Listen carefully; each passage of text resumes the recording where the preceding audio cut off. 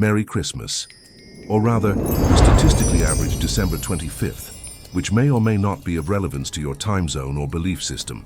Today marks the 1731st consecutive occurrence of this particular calendar date since the establishment of the Gregorian system. Assuming you're watching this in the year 2025, which is itself an assumption of questionable validity. Regardless, we proceed. Today's video has one small, insignificant Christmas detail, hidden somewhere in the middle. You probably won't notice it or care, but it's there. Much like the single grain of salt that allegedly made the difference in a medieval feast's success or failure. But we'll get to that, eventually. If you're still conscious, this may be the most boring video ever made, not by accident, but by design. A careful, methodical construction of tedium so profound that it achieves a kind of hypnotic state. Have you ever wondered how nothing became something, but then went back to being nothing? That's essentially the plot of every medieval Christmas feast that has ever occurred. And today, we're going to explore why you, yes, you specifically, wouldn't last a day at one. Not because of the violence, not because of the disease, not because of the lack of modern amenities, but because of the sheer, overwhelming, suffocating boredom of waiting 14 hours for a piece of meat to cook properly. But first, we need to establish some context, which will take approximately 37 minutes, because context, as any medieval scholar will tell you, is everything. And also nothing, simultaneously. The prehistory of medieval feasting. Before we can understand why you wouldn't survive a medieval Christmas feast, we must first understand the origins of feasting itself. Which brings us inevitably to the year 312 CE, when Emperor Constantine I, not to be confused with Constantine II, 3rd, 4th through 11th, all of whom were considerably less relevant to our discussion, issued the Edict of Milan.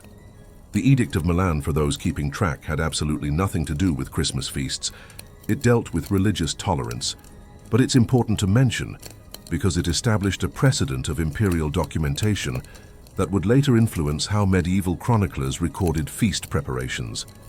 Which brings us to the monastery of St. Gall, founded in 719 CE by St.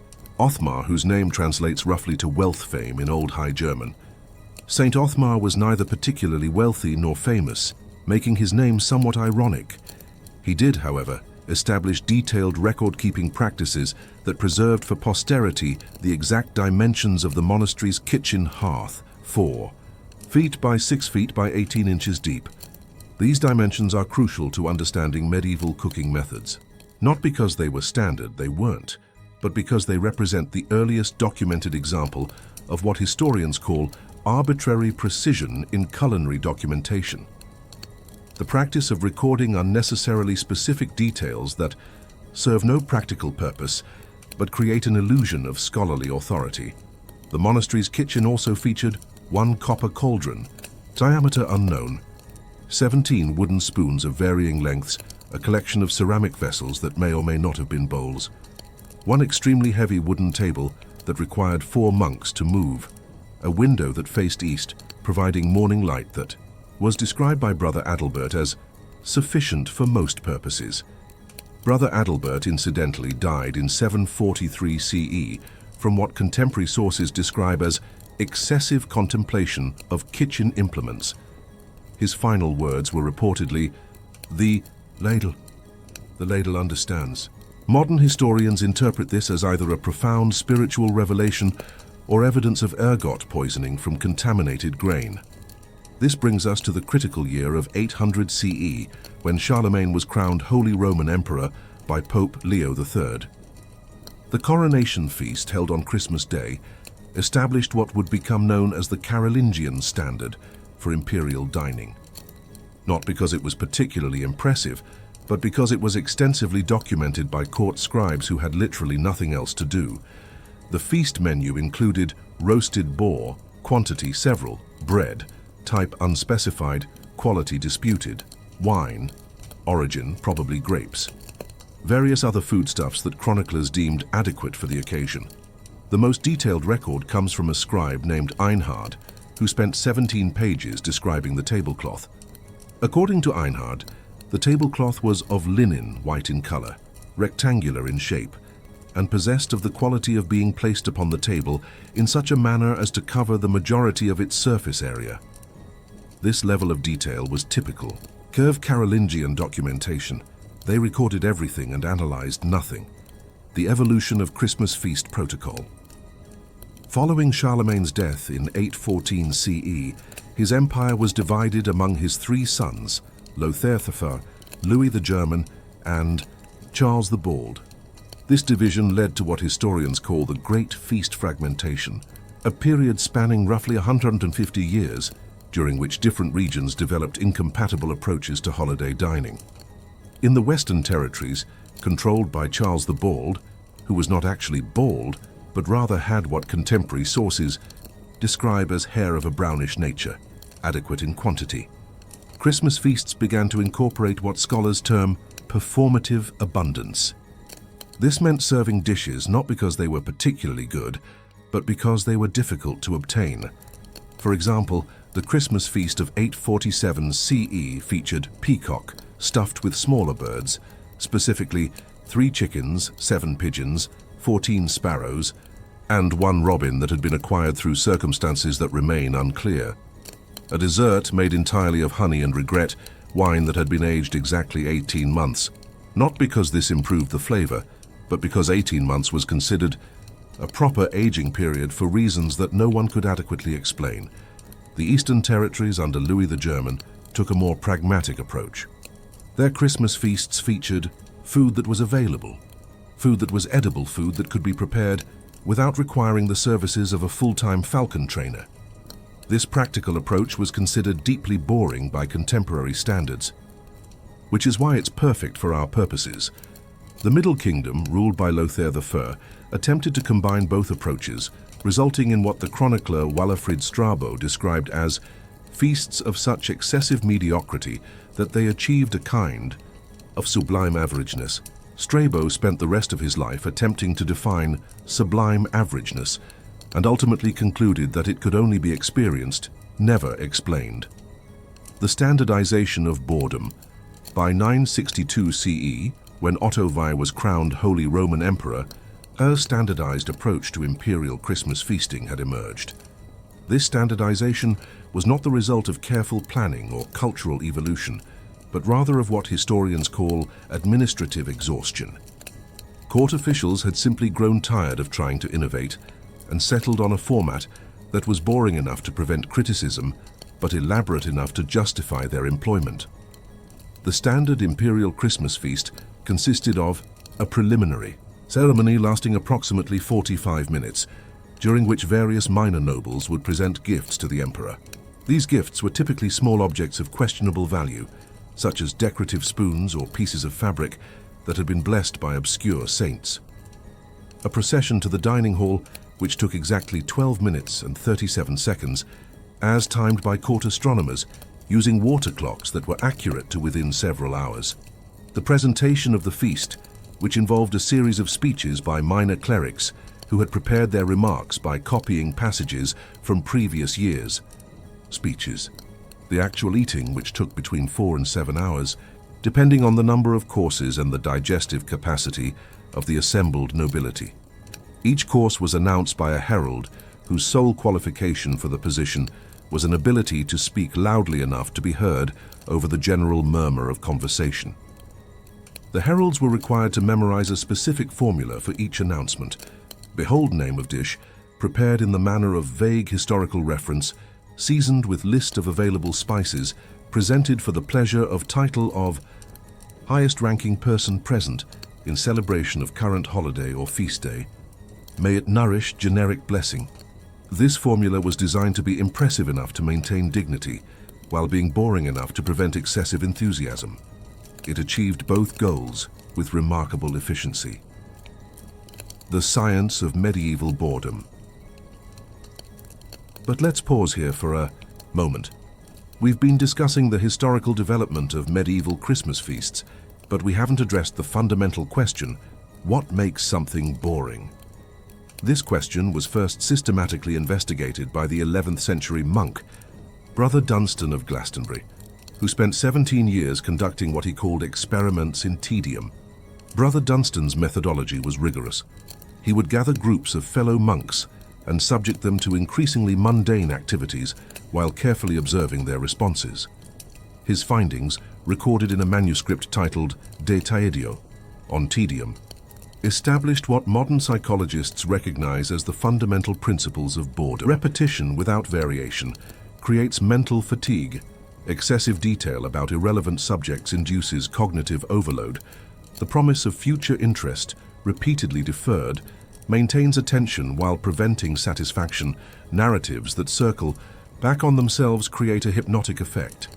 The human brain will actively seek patterns, even in deliberately patternless information.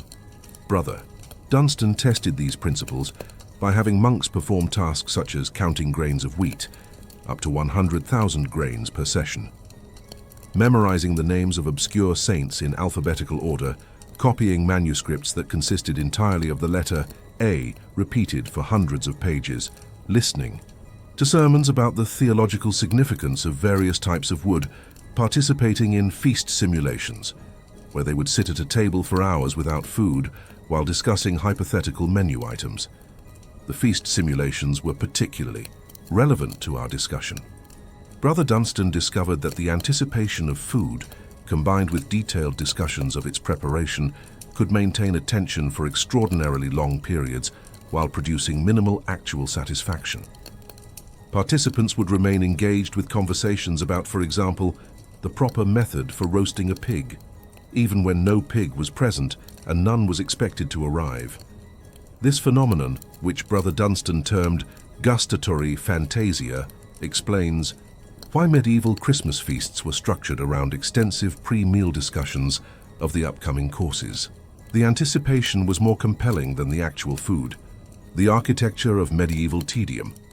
We should also consider the physical environment in which these feasts took place.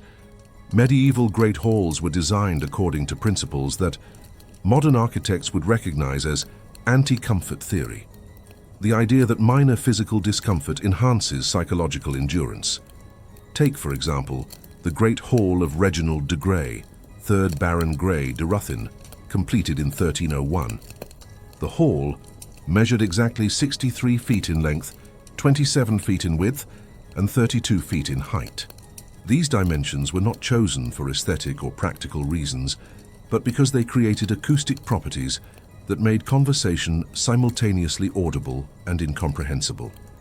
The hall featured benches without backs, positioned at angles, that required constant micro-adjustments to maintain comfort windows placed high enough to provide light, but positioned to create drafts that would periodically chill the necks of seated diners, a fireplace large enough to heat the hall, but designed with a chimney that occasionally blew smoke back into the room, rushes on the floor that had been changed recently enough to avoid offensive odors, but not recently enough to provide significant cushioning tapestries depicting scenes of legendary feasts, which served as constant reminders of how much more interesting other people's meals had been.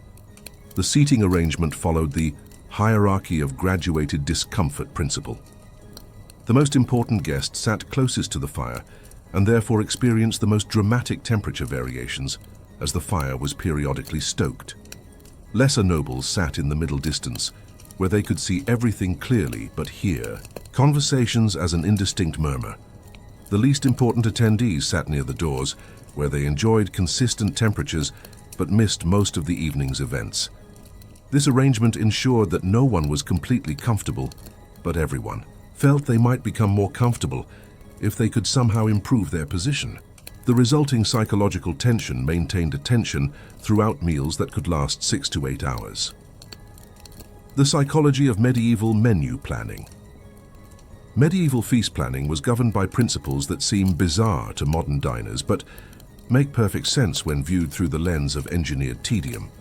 Menus were designed not to provide optimal nutrition or maximum pleasure, but to create what chroniclers called sustained gustatory interest, the ability to keep people thinking about food for extended periods. Consider the Christmas feast of 1347, hosted by Sir Geoffrey de Montfort at Beaudesert Castle. The meal began with what was called the prologue course, a series of small dishes designed not to satisfy hunger, but to establish a baseline of expectation. The prologue included bread that had been baked the previous day, ensuring it was neither fresh nor stale, but occupying a middle ground that required consideration with each bite. Cheese that had been aged to the exact point where it was no longer mild but not yet sharp wine, that had been diluted with water at a ratio calculated to be noticeable but not unpleasant. Small pastries filled with mixtures that combined familiar ingredients. In unfamiliar proportions, each item in the prologue course was designed to be almost but not quite what diners expected. The bread was almost fresh, the cheese was almost mature, the wine was almost full strength. This created a state of mild, cognitive dissonance that primed diners for the extended meal to come. The main courses followed what was known as the principle of deferred climax. Instead of serving the most impressive dishes first, medieval feast planners arranged courses in a pattern that constantly suggested the best was yet to come, while never actually delivering a definitive climax. A typical sequence might include Course 1. Good food suggesting that Course 2 would be better. Course 2. Slightly less impressive than Course 1, but with hints that Course 3 would more than compensate. Course 3. Different from previous courses but not necessarily better, creating anticipation for Course 4. Course 4. The most elaborate presentation of the evening, but consisting of familiar ingredients arranged in unnecessarily complex ways. Course 5. Simple food served with great ceremony, suggesting that simplicity itself was sophisticated. Course 6. A return to complexity, but focused on visual presentation rather than flavor. Course 7. Deliberately anticlimactic, consisting of items that had appeared earlier in different forms. This structure ensured that diners never experienced complete satisfaction, but never lost hope that satisfaction might be forthcoming. It was a masterwork of psychological manipulation disguised as hospitality, the temporal mechanics of medieval dining. But perhaps the most sophisticated aspect of medieval feast design was the manipulation of time perception. Medieval dinner, guests experienced what modern psychologists would recognize as temporal dislocation, the sensation that time is passing at an irregular rate. This effect was achieved through several techniques. Irregular course timing. Courses were not served at predictable intervals. The gap between the first and second course might be 20 minutes, while the gap between the third and fourth course might be 75 minutes. This prevented diners from developing accurate expectations about the meal's duration. False. Completion signals. Several times during each feast, servers would perform actions that suggested the meal was ending, clearing certain dishes, bringing out finger bowls, dimming some candles, only to reveal that additional courses were forthcoming. Temporal anchoring. Specific courses were associated with particular times of day or positions of the sun, but these associations were deliberately inconsistent. One evening, the sunset course might be served at actual sunset. The next time it might be served 2 hours later, creating a sense that time itself was unreliable. Conversational loops. Table conversation was managed by trained courtiers who would guide discussions into circular patterns. A conversation about hunting would lead to discussions of horses, which would lead to discussions of breeding, which would lead to discussions of nobility, which would return to discussions of hunting. Diners would have the sensation of extensive conversation without actual progress. Activity interludes. Between courses, diners might be invited to participate in activities such as listening to musical performances, watching brief dramatic presentations, or engaging in simple games. These interludes were carefully calibrated to be interesting enough to prevent boredom, but not so interesting as to create preference for the activities over the meal. The cumulative effect was that diners would lose track of time entirely. A feast that lasted 6 hours could feel like it had lasted either 3 hours or 9 hours, depending on the individual's psychology and their position in the seating hierarchy. The economics of elaborate tedium. We should pause here to consider a question that may have occurred to you. Why did medieval hosts invest such extraordinary effort in creating elaborate forms of boredom? The answer lies in what economists call the paradox of conspicuous tedium. In a society where most people struggle to obtain adequate food, the ability to be bored by an abundance of food was itself a form of luxury. Hosting a feast that was too elaborate to be fully enjoyed was a demonstration of resources so vast that they could be essentially wasted on inefficiency. But it was more than simple display of wealth. Medieval society was built on networks of obligation and reciprocity. By subjecting guests to elaborate, time-consuming meals, hosts were essentially purchasing their time. A guest who spent 8 hours at your table was a guest who owed you 8 hours of attention. This attention could then be converted into political support, business arrangements, or social alliances. The boredom was, in essence, a form of payment. Guests paid for their meals with their time and attention, even when, especially when, that time and attention was not particularly well used. This economic model explains why medieval feast customs persisted, despite their obvious inefficiencies. They were not supposed to be efficient. They were supposed to be expensive, time-consuming, and slightly uncomfortable. These features were not bugs in the system. They were the system. The seasonal amplification of medieval monotony. Christmas. Feasts represented the apotheosis of this system because they combined the normal inefficiencies of medieval dining with additional layers of seasonal obligation. Christmas was not just any feast.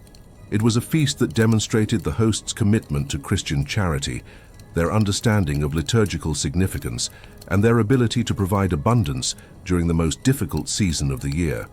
This meant that Christmas feasts had to be simultaneously more elaborate than normal feasts to show proper respect for the holiday, more traditional than normal feasts to demonstrate religious orthodoxy, more generous than normal feasts to fulfill charitable obligations, more memorable than normal feasts to justify the additional expense. These requirements created what we might call seasonal amplification syndrome. Every element of the feast had to be expanded, but the expansions had to follow traditional patterns, creating elaborate variations on familiar themes. The result was feasts that were impressively large, but not particularly surprising, extensively planned, but not especially innovative, expensively prepared, but not necessarily delicious. They were, in short, feasts that maximized investment while minimizing novelty. The perfect recipe for sophisticated boredom. And this brings us to our central question. Why wouldn't you last a day at a medieval Christmas feast? Not because you couldn't handle the food.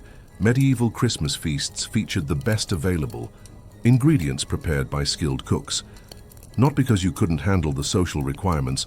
Medieval guests were expected to be polite, but the standards of politeness were actually quite low by modern standards. Not because you couldn't handle the physical discomfort. Medieval halls were cold and the furniture was hard, but humans are remarkably adaptable. You wouldn't last because you lack the psychological conditioning for extended, purposeful boredom. Modern entertainment has trained your brain to expect constant stimulation and immediate gratification. Medieval society trained people to find satisfaction in gradual ceremonial experiences that unfolded over many hours. But we're getting ahead of ourselves. We haven't yet discussed the actual structure of a medieval Christmas feast, the specific challenges you would face, or the particular skills you would need to develop. We'll return to those topics. But first, let's examine some unrelated background information that will provide crucial context for understanding why medieval Christmas feasts were simultaneously the most boring and most hypnotically compelling social events in human history. The great revelation that changes everything. Now we're approaching the moment where everything we've discussed begins to make sense.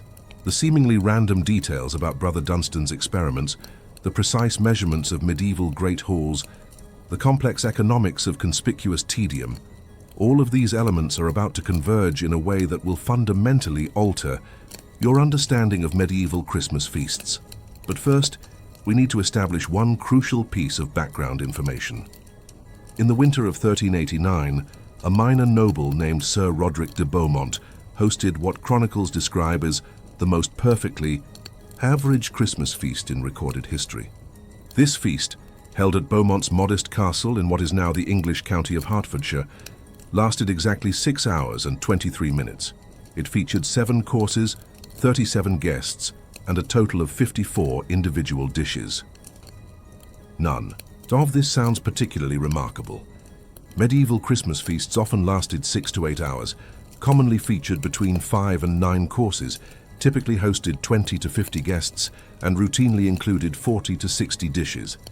Sir Roderick's feast was notable precisely because it fell so perfectly within the normal parameters. But here's where it becomes interesting. Sir Roderick's feast was documented in extraordinary detail by a young clerk named Thomas de Ashby, who attended as a representative of the local monastery. Thomas recorded not just what was served and when, but how guests responded to each course, how conversations developed and changed throughout the evening, and most crucially, the precise timing of what he called attention cycles. Thomas observed that guest attention followed a predictable pattern. For the first 40 minutes of each course, conversations were animated and focused on the food. For the next 20 to 30 minutes, conversations became more general but remained energetic. Then there would be a 10 to 15-minute period of what Thomas called contemplative quiet, during which guests would eat steadily while speaking. This would be followed by a renewed surge of conversation, but focused on topics unrelated to food, politics, family news, local gossip. The pattern repeated with each course, but with slight variations. By the 4th course, the initial 40-minute food-focused period had shortened to 25 minutes. By the 7th course, guests barely commented on the food at all, moving directly to general conversation and then to the contemplative quiet phase. Thomas concluded that he was observing what he called the natural rhythm of human attention in social dining situations. His documentation of this rhythm would centuries later be recognized as the first scientific study of what psychologists now call sustained attention management.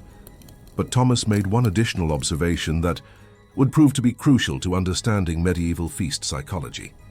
He noticed that despite the predictable decline in food-focused attention, guests never became restless or showed signs of wanting to leave. Instead, they seemed to settle into what he described as a state of comfortable expectancy. They were, in essence, happily bored. The discovery of the Beaumont manuscript.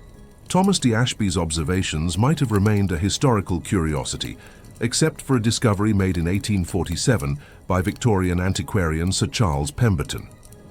While cataloguing manuscripts in the library of Eton College, Pemberton found a previously unknown document titled Observaciones de Conviviis Natalicis, Observations on Christmas Feasts.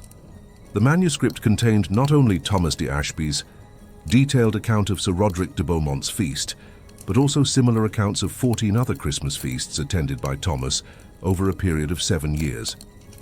Each account followed the same meticulous format: precise timing of courses, detailed descriptions of food, careful notation of conversation topics, and most importantly, systematic analysis of what Thomas called the progression of communal mood. What Pemberton discovered was that Thomas de Ashby had essentially invented the scientific study of social dining. Using methods that would not be formally recognized by academic psychology for another 600 years, Thomas had identified the fundamental principles governing how groups of people experience extended meals. His findings included the principle of graduated satisfaction. Early courses create higher levels of excitement than later courses, but later courses create higher levels of contentment. Guests are most enthusiastic about the 3rd course, but most satisfied with the 6th course. The conversation cascade effect. Topics of conversation follow a predictable sequence, moving from immediate concerns, food, comfort, immediate social, obligations to personal matters, family, health, local news, to abstract concerns, politics, philosophy, religion, and finally to what Thomas called comfortable nonsense, jokes, wordplay, shared memories. The attention plateau phenomenon. After approximately 3 hours, guests enter a state where they are simultaneously highly attentive to social cues and completely relaxed about the passage of time. They become more sensitive to subtle changes in mood or conversation, while becoming less concerned with practical matters like the meal's duration. The collective rhythm synchronization. Groups of diners gradually synchronize their eating patterns, conversation rhythms, and even breathing rates. By the end of a long feast, the entire table functions as a single social organism. These observations were remarkable, not just for their accuracy, but for their implications. Thomas had discovered that medieval Christmas feasts were not simply elaborate meals, but sophisticated forms of social technology designed to create specific psychological states in groups of people. The Beaumont effect. Modern researchers who have studied Thomas D. Ashby's manuscripts have identified what they call the Beaumont effect, the psychological phenomenon that occurs when people are subjected to elaborately structured boredom in social settings. The effect has 4 distinct phases. Phase 1, resistance, 0-45 minutes. Participants initially resist the slow pace and elaborate protocols. They may feel impatient, confused, or socially awkward.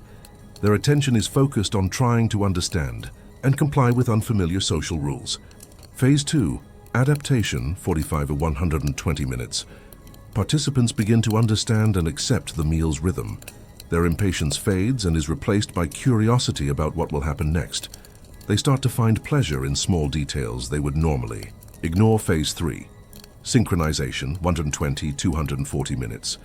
Participants fully adapt to the meal's pace and begin to synchronize with other diners.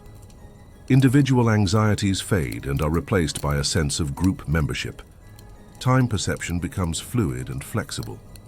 Phase 4, transcendence, 240+ minutes. Participants enter a state that researchers describe as social flow. They are simultaneously deeply relaxed and highly alert, individually content and strongly connected to the group.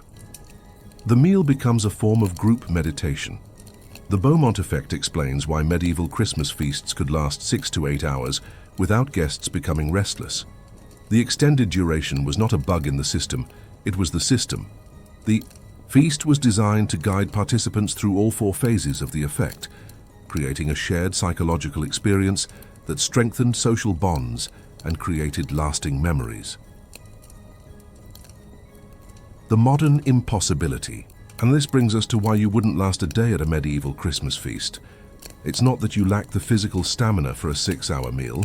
It's not that you couldn't handle the food or the social protocols. It's that you lack the psychological preparation for the Beaumont effect. Modern life has conditioned your brain for what psychologists call rapid attention cycling. You're accustomed to switching between different stimuli every few minutes, if not every few seconds. Your smartphone buzzes. Your computer shows notifications. Your entertainment is designed to provide constant novelty within predictable formats. Medieval people, by contrast, were conditioned for what we might call sustained attention-dwelling, the ability to find increasing depth and complexity within apparently simple experiences. They could attend to the same conversation, the same activity, or the same meal for hours, discovering new levels of interest and engagement. A medieval Christmas feast would require you to spend 6 hours doing essentially the same thing. Sitting at a table, eating similar food, talking to the same people, following the same social protocols. But instead of becoming increasingly bored, you would be expected to become increasingly interested and engaged. Your modern brain simply isn't trained for this kind of sustained, deepening attention. Within the first hour, you would experience what researchers call stimulation deficit anxiety, a restless feeling that you should be doing something else, checking something else, experiencing something more novel and exciting. By the second hour, you would likely be fighting what psychologists term social rhythm dysphoria, a sense of disconnection from the group's emotional rhythm. While other diners were settling into phase 2 of the Beaumont effect, you would still be stuck in phase 1, confused and resistant. If you somehow made it to the third hour, you would face the greatest challenge, the transition from individual entertainment to group synchronization. This requires a form of ego dissolution that modern individualism actively discourages. You would need to stop thinking of yourself as a separate person having a personal experience and start thinking of yourself as a component of a group having a collective experience. Most modern people find this transition difficult or impossible. We're trained to maintain our individual preferences, opinions, and reactions. Medieval diners were trained to blend their individual responses into collective rhythms. The skills you lack. Let's be specific about the skills you would need to survive a medieval Christmas feast. Skills that medieval people developed naturally, but that are now almost extinct. Temporal patience. The ability to experience time as abundant rather than scarce. Medieval people could spend 3 hours discussing the proper preparation of a single dish because they understood time as a resource to be savored rather than conserved. Conversational endurance. The ability to maintain interest in conversations that circle around the same topics for extended periods. Medieval dinner conversation was not designed to convey new information efficiently, but to create shared emotional experiences through extended exploration of familiar themes. Hierarchical. Comfort. The ability to function naturally within rigid social hierarchies without feeling either subservient or rebellious. Medieval feasts required guests to understand and accept their position within complex social arrangements, while finding genuine pleasure in playing their assigned roles. Sensory minimalism. The ability to find complex satisfaction in simple sensory experiences. Medieval diners could spend 20 minutes appreciating the texture and flavor of bread because their sensory expectations were calibrated for subtlety rather than intensity. Collective attention. The ability to merge individual attention into group attention. Medieval feast guests could simultaneously maintain their own experience while contributing to and participating in collective group experiences. Ceremonial appreciation. The ability to find meaning and pleasure in elaborate protocols that serve no practical purpose. Medieval diners understood ceremony as a form of art that created beauty through structure and repetition. Temporal disorientation. Tolerance. The ability to remain comfortable when normal time cues are disrupted or absent. Medieval feasts deliberately obscured normal temporal markers, requiring guests to navigate extended social experiences without clear beginning, middle, or end points. Each of these skills requires psychological conditioning that modern life actively discourages. We're trained to be impatient, individualistic, egalitarian, stimulation-seeking, and efficiency-focused. Medieval Christmas feasts required the opposite of all these qualities. But here's the crucial point. These weren't simply different skills. They were better skills for certain types of human experiences. Medieval people had access to forms of social pleasure and psychological satisfaction that are largely unavailable to modern people. The extended, gradually deepening pleasure of a 6-hour feast created experiences that were simultaneously more relaxing and more socially connecting than anything available to modern diners. The psychological state achieved through the Beaumont effect was a form of natural high that modern people can only approximate through artificial means: meditation retreats, therapeutic communities, consciousness-altering substances. Medieval Christmas feasts were, in essence, a social technology for achieving collective transcendent experiences, using nothing more than food, time, and structured social interaction. And now we're going to discover exactly how this technology worked, why it was so effective, and what you would experience if you somehow managed to develop the psychological skills necessary to participate in it. But first, we need to examine the specific case study that will illustrate all of these principles in action. The Christmas feast of 1456, hosted by Sir Edmund de Vere at Hedingham Castle. This feast has been called the most perfectly orchestrated example of medieval social engineering ever documented. And it contains one detail that will fundamentally change how you think about medieval Christmas celebrations. A detail so small that most historians have overlooked it. But once you notice it, you'll understand why medieval Christmas feasts were not just elaborate meals. but sophisticated forms of psychological manipulation designed to create specific emotional states in groups of people. The detail involves a single spoon. The spoon that changed history.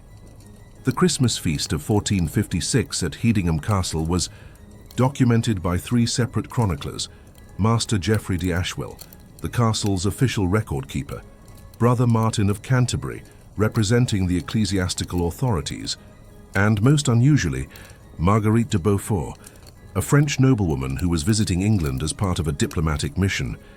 These three accounts agree on most major details. The feast lasted 6 hours and 47 minutes, featured 8 courses, hosted 43 guests, and included a total of 61 dishes. They agree on the menu, the seating arrangements, the entertainment between courses, and the general progression of the evening. But they disagree about the spoon. Master Geoffrey's account mentions that during the 4th course, Sir Edmund's personal serving spoon, a silver implement decorated with his family arms, was temporarily misplaced. According to Geoffrey, this created a brief delay while servants located a replacement spoon of appropriate quality for the host's use. Brother Martin's account describes the same incident, but provides different details. According to Martin, the spoon was not misplaced, but was deliberately removed by Sir Edmund himself, who then ate the remainder of the 4th course using only a piece of bread and his fingers. Martin interprets this as a display of Christian humility, showing that the host was willing to forego luxury implements in order to identify with common people. Marguerite de Beaufort's account tells a completely different story. According to her version, Sir Edmund's spoon was not missing at all. Instead, he deliberately chose to eat the 4th course without using any utensils, as part of what she describes as an ancient English custom of demonstrating gratitude through temporary asceticism. 3 witnesses, 3 completely different explanations for the same event. Modern historians have generally dismissed these discrepancies as typical of medieval record-keeping, where different chroniclers often emphasize different aspects of the same events according to their own interests and biases. But in 1923, Cambridge medievalist Dr. Reginald Thornbury made a discovery that changed everything. The Thornbury analysis. While researching table manners in late medieval England, Dr. Thornbury was examining household inventories from Hedingham Castle when he noticed an unusual entry dated December 26, 1456, the day after Sir Edmund's Christmas feast. The inventory listed 1 silver spoon decorated with the arms of De Vere, damaged in service, to be repaired by Master William the silversmith of Colchester. This entry was significant because it suggested that Sir Edmund's spoon had not been misplaced, removed for humility, or set aside for ceremonial reasons. It had been damaged during the feast itself, but damaged how? And why had none of the 3 chroniclers mentioned the damage? Dr. Thornbury spent the next 14 years investigating this question. His research led him through archives in London, Paris, Rome, and Prague, where he discovered fragments of correspondence between various nobles who had attended Sir Edmund's feast. In a letter dated January 15, 1457, Sir Henry Bourchier wrote to his brother, "The Christmas feast at Hedingham was most memorable, particularly the incident with Edmund's spoon during the 4th course. I have never seen a man bend silver through sheer force of concentrated attention." In a letter dated February 3, 1457, Dame Isabella de Clare wrote to her sister, "Sir Edmund's demonstration of will during the Christmas feast continues to be discussed among the ladies.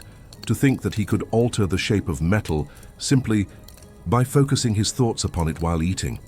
Such concentration is surely a gift from God." In a letter dated March 21, 1457, the Bishop of Norwich wrote to the Archbishop of Canterbury, "I have investigated the rumors regarding Sir Edmund de Vere's Christmas feast and must report that multiple reliable witnesses confirm the occurrence. The implications for our understanding of divine grace working through temporal lords require careful consideration."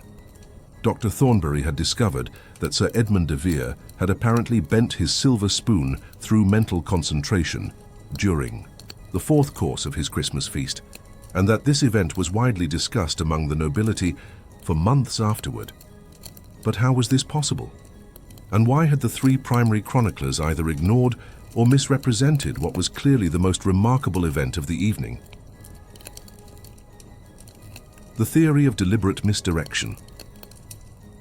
Dr. Thornbury's breakthrough came when he realized that the three chroniclers had not disagreed about the spoon incident. They had conspired to obscure it.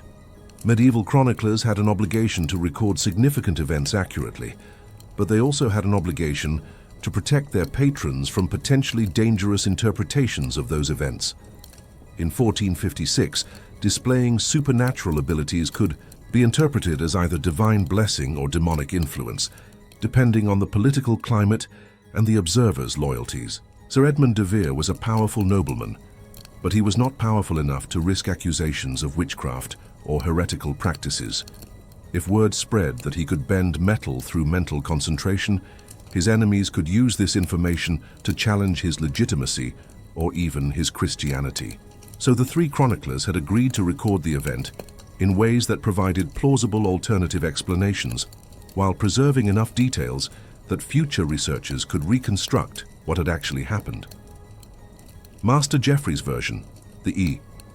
spoon was temporarily misplaced, suggested that any unusual circumstances were the result of normal household confusion.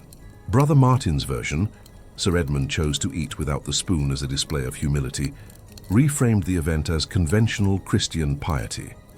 Marguerite de Beaufort's version, eating without utensils was an ancient English custom, presented the behavior as traditional rather than supernatural. Each explanation was designed to seem reasonable to casual readers, while providing subtle clues for those who knew how to interpret medieval chronicling conventions. Dr. Thornbury had discovered not just an incident of apparent psychokinesis, but a sophisticated example of collaborative information management by medieval record keepers. The broader pattern. Once Dr. Thornbury knew what to look for, he began finding similar patterns in chronicles of other medieval feasts. Time after time, he discovered seemingly contradictory accounts that, when analyzed carefully, revealed evidence of events that had been deliberately obscured through coordinated misdirection. The Christmas feast of 1398 at Warwick Castle featured what chroniclers described as an unusual warming of the Great Hall during the coldest night of winter. But household accounts show that no additional fuel was burned in the fireplaces, and the hall's temperature was warm enough that guests removed their outer garments despite snow falling outside. The Christmas feast of 1423 at Kenilworth Castle featured what chroniclers described as wine that improved in flavor throughout the evening, but cellar records show that all wine served that night came from the same barrels, which had been opened simultaneously at the beginning of the feast. The Christmas feast of 1467 at Fotheringhay Castle featured what chroniclers described as food that remained perfectly warm despite being served over many hours. But kitchen records show that no arrangements were made to reheat dishes, and servants reported that the food maintained its temperature without any intervention. In each case, Dr. Thornbury found the same pattern, multiple chroniclers providing different explanations for the same unusual event, combined with household records that contradicted all of the explanations. Dr. Thornbury began to suspect that medieval Christmas feasts had been the setting for systematic displays of what he termed controlled anomalous phenomena, events that defied normal physical laws but were carefully managed to avoid dangerous attention. The Hedingham experiments. In 1931, Dr. Thornbury received permission from the Earl of Oxford to conduct experiments at Hedingham Castle, attempting to recreate the conditions of Sir Edmund de Vere's 1456 Christmas feast. Thornbury's methodology was rigorous. He arranged for a group of volunteers to participate in a medieval-style feast using period-appropriate food, utensils, furniture, and social protocols. The feast was held in the same great hall where Sir Edmund's feast had taken place, using silver spoons of the same design and manufacture as those used in the 15th century. The first experiment, conducted with 12 volunteers, lasted 4 hours and followed the same course sequence as Sir Edmund's original feast. No unusual phenomena occurred. The second experiment, conducted with 24 volunteers, included more elaborate period entertainment and extended the duration to 6 hours. No unusual phenomena occurred. The third experiment, conducted with 43 volunteers, the same number as Sir Edmund's original guest list, followed the medieval feast protocols exactly, including the same seating arrangements, the same food served in the same order, and the same timing between courses. No unusual phenomena occurred. Dr. Thornbury was beginning to conclude that his theory was incorrect when one of the volunteers, a Cambridge philosophy professor named Dr. Eleanor Whitfield, made an observation that changed everything. Dr. Whitfield pointed out that while Thornbury's experiments had recreated the external conditions of Sir Edmund's feast, they had not recreated the psychological conditions. The volunteers were participating in a historical experiment, not a genuine social event. They were observing medieval feast protocols, not living within them. "We are performing medieval social behavior," Dr. Whitfield observed, "but we're not experiencing medieval social consciousness. We're modern people pretending to be medieval people, not medieval people actually being medieval people." The consciousness variable. Dr. Whitfield's observation led Dr. Thornbury to a radical hypothesis: the unusual phenomena at medieval Christmas feasts were not the result of supernatural intervention, but of altered states of consciousness produced by the specific social and psychological conditions of genuine medieval feast participation. Medieval people, Thornbury theorized, possessed forms of consciousness that were fundamentally different from modern consciousness. They experienced reality differently, processed information differently, and had access to mental states that modern people could not easily achieve. The extended, ritualized, socially synchronized experience of a medieval Christmas feast created conditions that allowed these alternative forms of consciousness to emerge. When groups of medieval people entered the deepest phases of the Beaumont effect, their collective consciousness could produce effects that appeared supernatural, but were actually the result of focused group mental states.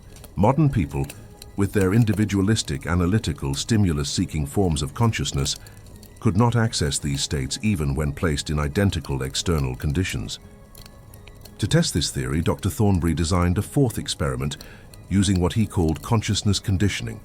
Instead of simply recreating the external conditions of a medieval feast, he would attempt to recreate the internal psychological conditions. The fourth experiment. For 6 months before the experiment, Thornbury's volunteers underwent intensive training designed to develop medieval-style consciousness. They practiced extended periods of focused attention on simple objects or activities, group activities that required collective rather than individual decision-making, ceremonial behaviors that emphasized ritual over efficiency social, interactions that prioritized group harmony over individual expression, meditation techniques based on medieval monastic practices, dietary and lifestyle changes designed to reduce reliance on modern stimulation. The volunteers also studied medieval social customs, religious beliefs and worldviews until they could think and react within medieval conceptual frameworks rather than modern ones. When the fourth experiment was conducted in December 1932, the results were extraordinary. 3 volunteers reported that their food maintained perfect temperature throughout the 6-hour feast, despite no reheating. 5 volunteers reported that conversations became telepathically clear. They could understand what others were thinking before they spoke. 7 volunteers reported time distortion so severe that they were shocked to learn that 6 hours had passed. And 1 volunteer, Dr. Whitfield herself, reported that during the 4th course, while concentrating intensely on expressing gratitude for the meal, her silver spoon became warm to the touch and gradually bent into a curved shape without any applied physical pressure. Dr. Thornbury had successfully recreated the conditions that produced the anomalous phenomena of medieval Christmas feasts. The suppressed research Dr. Thornbury published his initial findings in the Journal of Medieval Studies in 1933, but the article created such controversy that the journal's editors asked him to withdraw it. Academic colleagues criticized his methodology, questioned his objectivity, and suggested that his experiments were elaborate hoaxes designed to promote supernatural beliefs. By 1935, Dr. Thornbury found it impossible to secure funding or institutional support for further research. Cambridge University asked him to focus on conventional historical topics, and other universities showed no interest in his work. Dr. Thornbury spent the rest of his career studying traditional medieval history, but he never abandoned his belief that medieval Christmas feasts had been sophisticated technologies for accessing alternative forms of consciousness. His private notes, discovered after his death in 1967, reveal that he continued conducting small-scale experiments throughout his life. His final entry, dated 3 days before his death, reads, "The medieval mind was not primitive or superstitious. It was simply different. They could do things we cannot do because they thought in ways we cannot think. We have gained much through our modern forms of consciousness, but we have also lost much. The question is whether we can recover what we have lost without abandoning what we have gained." The Christmas detail. And this brings us to the small, insignificant Christmas detail hidden somewhere in the middle of today's video, which you probably haven't noticed and probably don't care about, but which has been there all along. The detail is this. Every medieval Christmas feast we have discussed, Sir Roderick de Beaumont's perfectly average feast of 1389, Sir Edmund de Vere's spoon-bending feast of 1456, the various feasts studied by Dr. Thornbury, all shared one common element that had nothing to do with food, protocol, or social arrangements. They all took place during the 12 days between December 25th and January 6th, a period that medieval people understood as existing outside normal time. According to medieval cosmology, the 12 days of Christmas were when the boundary between the physical and spiritual worlds became permeable, allowing for events that would be impossible at other times of the year. Modern people understand Christmas as a single day, December 25th, followed by a return to normal time and normal reality. Medieval people understood Christmas as an extended period during which different rules applied to everything, not just social customs, but physical laws themselves. The consciousness-altering effects of medieval Christmas feasts were not just the result of social conditioning and group psychology. They were the result of participating in elaborate psychological rituals during a season when medieval people believed such rituals had enhanced power. Dr. Thornbury's experiments succeeded because he conducted them during the Christmas season, when even modern consciousness could access some of the altered states that medieval consciousness accessed naturally. But you probably didn't notice this detail because you're thinking like a modern person rather than a medieval person. You're focused on the unusual phenomena rather than the temporal context that made those phenomena possible. A medieval person would have noticed immediately that every feast we've discussed took place during the 12 days of Christmas. That would have been the most important detail, more significant than the specific food served or the social protocols followed. And that's another reason why you wouldn't last a day at a medieval Christmas feast. You would be paying attention to the wrong things at the wrong times for the wrong reasons. You would notice the boredom, the discomfort, and the inefficiency. You would miss the magic, the transcendence, and the transformation. But perhaps now, you're beginning to understand what you would be missing. The fundamental pointlessness of this entire discussion. We have now spent approximately 1 hour and 45 minutes discussing medieval Christmas feasts, their psychological effects, the historical evidence for unusual phenomena, and the various reasons why modern people would find them unbearable. None of this information will improve your life. Understanding the Beaumont effect will not help you enjoy modern meals more. Learning about Dr. Thornbury's experiments will not grant you access to altered states of consciousness. Knowing that medieval people could allegedly bend spoons through mental concentration will not develop your own psychokinetic abilities. The detailed analysis of Brother Dunstan's boredom studies, the precise measurements of medieval great halls, the complex economics of conspicuous tedium, all of this knowledge is essentially useless for any practical purpose you might have. If you're still watching this video, you have spent nearly 2 hours of your life learning about events that happened 500 to 700 years ago, involving people whose names have been largely forgotten, describing social customs that no longer exist, analyzing psychological phenomena that may or may not have actually occurred. This is time you could have spent learning useful skills, strengthening relationships with living people, engaging with contemporary problems, or simply enjoying modern entertainment designed to provide efficient pleasure rather than elaborate boredom. Yet you're still here. Why? The paradox of sustained attention to irrelevant information. This question, why are you still watching, illuminates something important about human psychology that medieval feast designers understood intuitively. Attention is not primarily attracted to relevance. Attention is attracted to pattern, narrative, and the promise of resolution. You have continued watching, not because the information is useful, but because it follows patterns that your brain finds compelling. Detailed analysis building toward revelation, historical mysteries with promised solutions, systematic exploration of unfamiliar territory. Medieval Christmas feast designers used the same psychological principles. They created elaborate experiences that served no practical purpose, but followed patterns that human attention finds irresistible. Gradual revelation, structured anticipation, detailed ritual, and the promise of eventual significance. The feast, guests experienced the same paradox you are experiencing now. They knew intellectually that spending 6 hours eating food was not the most efficient use of their time.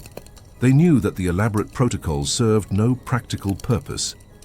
They knew that many of the feast's most impressive elements were designed primarily to demonstrate wealth and status rather than to provide genuine pleasure. But they stayed, and they paid attention, and they found the experience meaningful, despite its apparent pointlessness. Because meaningfulness is not the same as usefulness. Human beings are meaning-seeking creatures, not efficiency-maximizing machines. We are naturally attracted to experiences that feel significant, even when we cannot articulate why they are significant or what practical value they provide. Medieval Christmas feasts were elaborate constructions of artificial significance. They took ordinary activities, eating, talking, sitting together, and surrounded them with enough ritual, ceremony, and structured attention to transform them into experiences that felt profound and memorable. This video is attempting something similar. It takes an ordinary topic, medieval Christmas feasts, and surrounds it with enough detailed analysis, historical research, and structured exploration to create an experience that feels significant, even though the information itself is largely irrelevant to your actual life. The technology of artificial meaning. Both medieval Christmas feasts and this video employ what we might call the technology of artificial meaning, structured techniques for creating experiences that feel significant despite lacking obvious practical value. The technology includes several key components. Excessive detail. Providing more information than necessary creates the impression that the subject must be important. If something is worth describing in minute detail, the brain assumes it must be significant. Historical context. Placing current experiences within long historical narratives creates the impression of participating in something larger than immediate circumstances. Pattern recognition. Rewards. Organizing information into patterns that become clearer over time creates the pleasure of discovery and understanding, even when the patterns themselves are artificially constructed. Promised revelation. Suggesting that full understanding is just ahead, maintains attention, and creates the feeling that continued engagement will be rewarded with significant insights. Temporal investment. The more time someone invests in an experience, the more likely they are to interpret that experience as meaningful in order to justify the time investment. Community participation. Sharing structured experiences with others creates social bonds and mutual validation that increase the perceived significance of the experience. Medieval feast designers and modern content creators use these same techniques because they exploit fundamental features of human psychology that have remained constant across centuries. The question of authentic versus artificial experience. But this raises an uncomfortable question. If both medieval Christmas feasts and this video create meaning through artificial techniques, what distinguishes authentic, meaningful experiences from manufactured ones? Medieval people might argue that their Christmas feasts were authentic because they were embedded within genuine religious and social frameworks. The feast protocols had real social consequences. They strengthened community bonds, reinforced hierarchies, demonstrated religious devotion, and created shared memories that lasted for years. Modern people might argue that this video is artificial because it serves no genuine social function.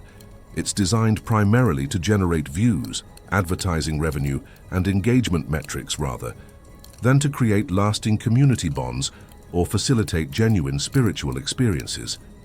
But both arguments miss a crucial point. All meaning is, in some sense, artificially constructed. Human beings create significance through collective agreement and shared attention.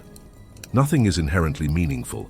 Things become meaningful when communities of people decide to treat them as meaningful and develop practices that reinforce their significance. Medieval Christmas feasts were no more naturally meaningful than modern YouTube videos. Both are human constructions designed to create specific psychological experiences using available social and technological tools. The difference is not authenticity versus artificiality, but effectiveness versus ineffectiveness. Medieval Christmas feasts were extraordinarily effective at creating lasting, transformative experiences that strengthened social bonds and provided access to altered states of consciousness. Modern content is generally less effective at creating lasting transformation, but more efficient at providing immediate entertainment and information transfer. The obsolescence of deep experience. This comparison reveals something troubling about contemporary life. We may be losing the capacity for the kinds of deep, extended, transformative experiences that medieval people took for granted. Medieval Christmas feasts required psychological skills that modern people rarely develop. The ability to find increasing depth within apparently simple experiences, to merge individual attention into collective rhythms, to remain engaged with single activities for many hours, to find meaning in elaborate protocols that serve no obvious practical purpose. Modern entertainment is designed around different psychological skills: rapid attention shifting, individual preference satisfaction, efficient information processing, and immediate gratification. These skills are highly useful for navigating contemporary society, but they may be incompatible with the deeper forms of experience that previous generations accessed naturally. If you have stayed with this video for nearly 2 hours, you have demonstrated unusual capacity for sustained attention to gradually unfolding content. This suggests that you may have psychological skills that are becoming increasingly rare in contemporary society, skills that would have been essential for participating successfully in medieval Christmas feasts. But these skills are largely wasted on modern content, which is designed for rapid consumption rather than deep engagement. Even this video, despite its unusual length and pace, cannot provide the transformative social experiences that medieval feast technologies made possible because it lacks the crucial element of genuine community participation. You are experiencing this alone as an individual rather than as part of a group engaged in collective meaning-making. The psychological effects are therefore necessarily limited, regardless of the content's quality or your own attention skills. The isolation of modern attention. This isolation is perhaps the most significant barrier preventing modern people from accessing medieval-style consciousness and the experiences it made possible. Medieval Christmas feasts were fundamentally communal technologies. Their effects depended not just on individual psychological preparation, but on group synchronization, collective ritual participation, and shared social frameworks. An individual medieval person, isolated from their community, would have been no more capable of accessing feast consciousness than you are. Modern life, despite its technological connectivity, is psychologically isolating in ways that make medieval-style group consciousness increasingly difficult to achieve. We consume entertainment individually, make decisions individually, and even when we participate in group activities, we often maintain individual perspectives and preferences rather than merging into collective experiences. This individualism has many advantages. It supports creativity, critical thinking, personal autonomy, and resistance to authoritarian manipulation. but it also cuts us off from forms of meaning and satisfaction that require ego dissolution and group merger. Medieval people had access to transcendent experiences that modern people can only approximate through artificial means: meditation, retreats, therapeutic communities, consciousness-altering substances, or extended engagement with unusual content like this video. But even these approximations are generally experienced individually rather than collectively, limiting their transformative potential. The tragedy of temporal displacement. If you could somehow travel back in time and participate in Sir Edmund de Vere's Christmas feast of 1456, you would face an additional challenge beyond the ones we have already discussed. You would know too much about the future. Medieval feast guests participated with genuine uncertainty about what would happen next. They experienced authentic anticipation, real surprise, and unmediated engagement with immediate circumstances. Their consciousness was fully present within the temporal moment of the feast experience. You would participate with knowledge of the evening's outcome, awareness of the historical context and analytical frameworks that would prevent you from experiencing the feast with medieval immediacy. Your consciousness would be divided between the immediate experience and your knowledge of its historical significance. This temporal displacement would prevent you from accessing the psychological states that made medieval consciousness possible. You would be simultaneously underprepared, lacking medieval psychological conditioning, and overprepared, possessing knowledge that medieval participants did not have.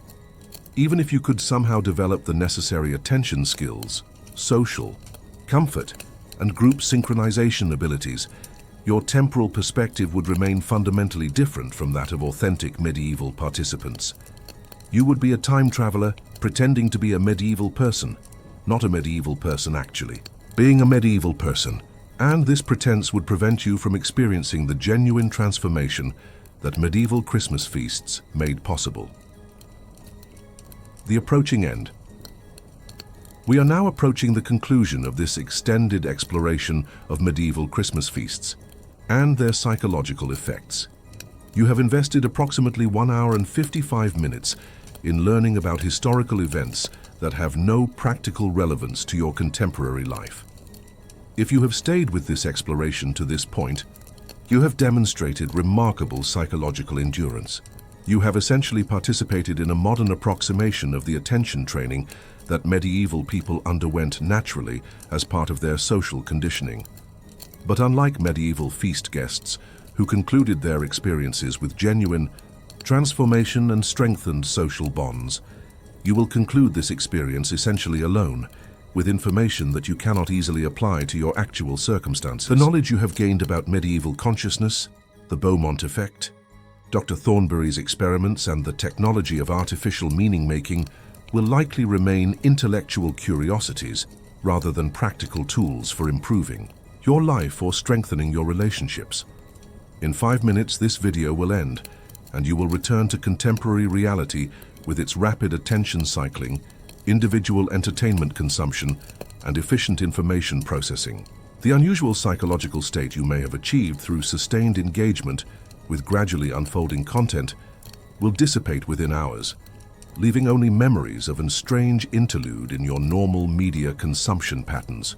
You will have experienced a pale approximation of medieval feast consciousness, but you will not be able to recreate it without similar extended content, and you will not be able to share it with others who have not undergone similar psychological conditioning. In essence, you will have spent 2 hours learning about experiences that you cannot fully access and psychological states that you cannot easily maintain or share. And yet, if you are still watching, some part of you has found this exploration meaningful, despite its ultimate futility, which suggests that human consciousness may retain vestigial capacities for the kinds of deep, extended, apparently purposeless experiences that medieval people accessed naturally.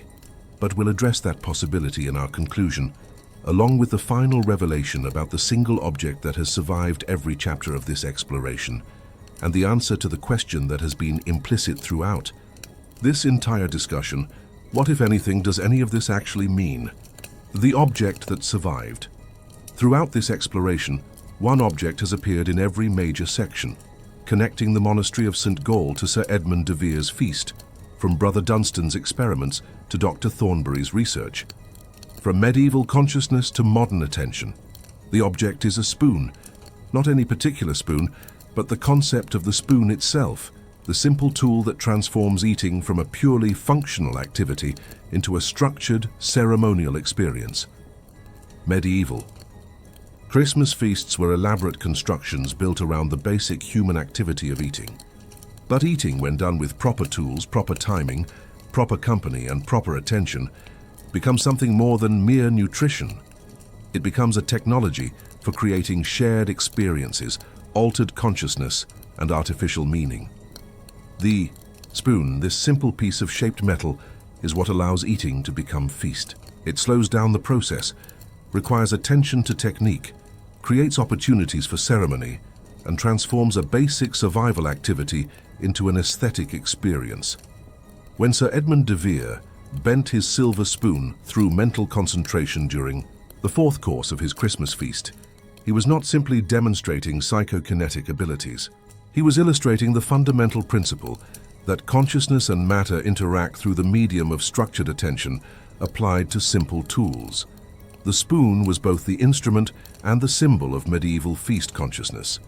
A simple technology that enabled complex experiences, the meta-loop resolution. At the beginning of this video, I mentioned that there would be one small, insignificant Christmas detail hidden somewhere in the middle, which you probably wouldn't notice or care about, but which would be there. The detail was not any specific fact about medieval Christmas customs, Dr. Thornbury's experiments, or the various feasts we discussed. The detail was the fact that you have spent the last 2 hours engaged in an extended, structured, gradually unfolding experience that has no practical purpose but creates meaning through sustained attention to apparently pointless information. You have, in essence, participated in a modern version of a medieval Christmas feast. Instead of food, you consumed information. Instead of social interaction, you experienced narrated exploration. Instead of group consciousness, you developed individual understanding. But the fundamental structure has been the same: extended time, graduated revelation, artificial significance, and the promise of eventual meaning. The Christmas detail was not hidden in the content of the video. It was the video itself, a modern adaptation of medieval feast technology, designed to create the psychological experience of sustained, purposeful boredom that leads to transcendence. If you made it to this point, you have successfully completed a form of consciousness training that would have prepared you, at least partially, for participation in an actual medieval Christmas feast, the ultimate answer. So here is the final answer to the question posed at the beginning of this exploration. Why wouldn't you last a day at a medieval Christmas feast? You would last. If you have watched this entire video, you have already demonstrated the psychological capacity for extended, sustained attention to gradually developing experiences. You have already practiced the fundamental skill that medieval feast participation required, the ability to find increasing meaning within apparently meaningless activities. The real question was never whether you could survive a medieval Christmas feast. The real question was whether contemporary society provides any opportunities to develop and exercise the psychological skills that make deep, extended, transformative experiences possible. This video suggests that the answer is yes, but those opportunities are rare, unusual, and often disguised as other things. Most modern content is designed for efficient consumption rather than transformative experience. Most modern social activities are designed for individual satisfaction rather than group consciousness development. But some content like this video, can function as training ground for developing attention skills that most modern people never access. Skills that were common in medieval society but have become unusual in contemporary life. The practical implication. If you have found this experience meaningful despite its apparent pointlessness, you have discovered something important about your own psychological capacity. You have access to forms of consciousness that are becoming increasingly rare in modern society. the ability to find depth within simplicity, meaning within structure, and satisfaction within extended processes rather than immediate outcomes. These capacities could be applied to activities that do have practical value, developing deeper relationships, creating more meaningful work, engaging more fully with artistic or spiritual practices, or simply experiencing ordinary activities with greater presence and appreciation. Medieval people used Christmas feasts to develop these capacities. Modern people need different technologies for the same purpose, because medieval feast structures are no longer socially available or practically feasible. But the underlying psychological principles remain valid. Human consciousness can be trained for depth, endurance, and transcendence through structured engagement with elaborately extended experiences. The question is whether you will seek out opportunities to further develop these capacities, or whether this video will remain an isolated experiment in unusual attention. The final irony, and that, dear viewer, is how we arrive at the ultimate irony of this entire exploration. A video designed to simulate medieval boredom has become a technology for developing medieval consciousness. Content created to demonstrate why modern people cannot access historical forms of experience has actually provided access to those forms of experience. By creating a modern adaptation of medieval feast technology, extended time, structured anticipation, gradual revelation, artificial significance, this video has accidentally reproduced the conditions that make medieval feast consciousness possible. You have spent 2 hours learning about experiences you allegedly cannot access, while actually accessing those experiences through the process of learning about them. You have discovered that you cannot survive medieval Christmas feasts by successfully surviving a modern equivalent of a medieval Christmas feast. And if you found this experience meaningful, you have discovered that the psychological capacities that medieval people used for social, spiritual, and consciousness development are still available to modern people who are willing to invest time and attention in unusual forms of structured experience. The spoon that Sir Edmund de Vere bent through mental concentration was not different in kind from the attention you have bent toward this extended, purposeless exploration of historical irrelevance. Both represent consciousness acting upon matter, whether the matter is silver metal or information, through sustained, focused, structured engagement. Both create transformation through time, attention, and the willingness to find meaning within apparently meaningless activities. Both demonstrate that human beings are capable of experiences that transcend their immediate practical circumstances when proper conditions are created and sustained. Congratulations. You have lasted 2 hours at a medieval Christmas feast. The question now is, what will you do with this knowledge?